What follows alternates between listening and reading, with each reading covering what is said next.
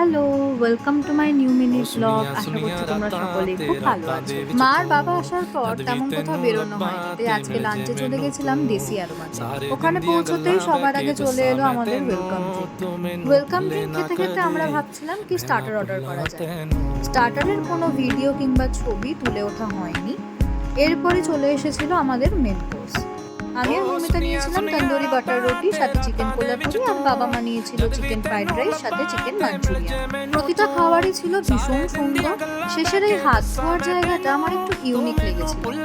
যাই হোক, এরপরে আমরা নিয়েছিলাম গোলাপ জামুন এবং সেটাও খুবই শাহি ওয়েতে আমাদের কাছে প্রেজেন্ট করা হয়েছে। লাস্টের এই কমপ্লিমেন্টারি পানটা কিন্তু দেখতে ভীষণ টেম্পটিং ছিল, খেতেও ভালোই ছিল।